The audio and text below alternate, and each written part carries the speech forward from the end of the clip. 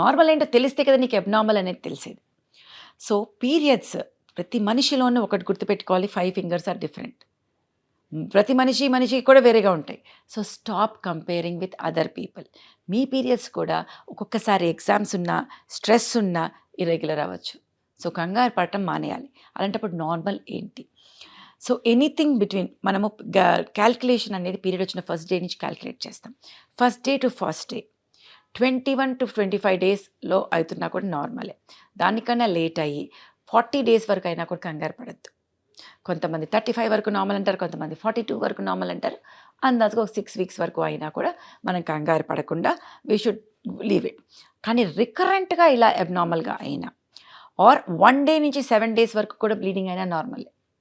7 days కన్నా ఎక్కువైనా. అలాగే menstrual blood do not clot. కానీ ఎప్పుడైతే క్లాట్స్ అవుతున్నాయంటే మన శరీరంలో మనకు అవ్వాల్సిన దానికన్నా ఎక్కువ బ్లీడింగ్ అవుతున్నట్టు లెక్క. అప్పుడు ఆర్ పీరియడ్స్ టైంలో ఫస్ట్ డే మాత్రమే పీరియడ్ వచ్చి కొంతసేపట్లో పెయిన్ తగ్గిపోయింది అంటే వరి అవ్వద్దు. ఇది మనకి గర్భాశయ ముఖద్వారం టైట్ అవ్వడం వల్ల బ్లడ్ ఫ్లో అయ్యే వరకు అది ఓపెన్ అయ్యి బ్లడ్ ఫ్లో అయ్యే వరకు నీకు బ్లీడింగ్ అయ్యే వరకు నీకు పెయిన్ ఉంటుంది. అది ఓపెన్ అవ్వగానే నార్మల్. దీనికి వరి అవ్వాల్సింది లేదు. కానీ వెన్ దెర్ ఈజ్ అ చాలా పెయిన్ అంటే 2-3 డేస్ ముందు నుంచే పెయిన్ వచ్చి త్రూ అవుట్ పీరియడ్స్ పెయిన్ వచ్చి దాని తర్వాత తగ్గుతుంది అంటే అప్పుడు నువ్వు తప్పనిసరిగా డాక్టర్ దగ్గరికి వెళ్ళాలి.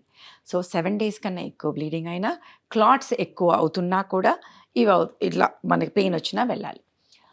ప్రెగ్నెన్సీ రాకుండా ఉన్నప్పుడు అంటే 1 ఇయర్ మినిమల్గా మనకి ప్రెగ్నెన్సీకి ట్రై చేసి ఇద్దరు హస్బెండ్ వైఫ్ కలిసి ఉన్నా కూడా 1 ఇయర్ వరకు ప్రెగ్నెన్సీ రాకపోతే గైనకాలజిస్ట్ దగ్గరికి వెళ్ళాలి. ఒక అబార్షన్‌కే మనం టెన్షన్ పడకూడదు. 2 నుంచి ఎక్కువ అబార్షన్ అయితే తప్పనిసరిగా గైనకాలజిస్ట్ దగ్గరికి వెళ్ళాలి.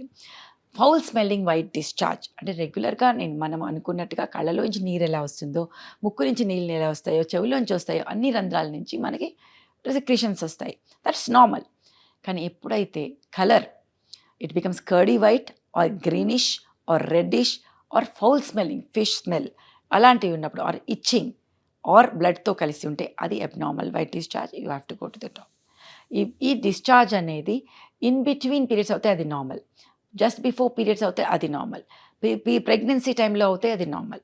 అలా కాకుండా వేరే టైంలో అయినా హస్బెండ్కి కూడా ఇచ్చింగు అట్లా ఏమన్నా వెసికల్స్ లాంటివి కురుపులు లాంటివి వచ్చినా గైనకాలజిస్ట్ దగ్గరికి వెళ్ళాలి.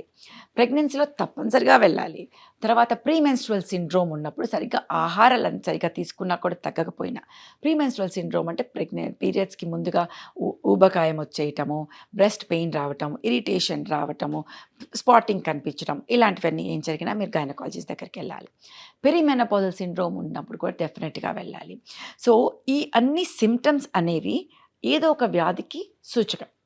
అంటే it can be ovarian cyst, it can be fibroids, it can be endometriosis or it can be PCOS.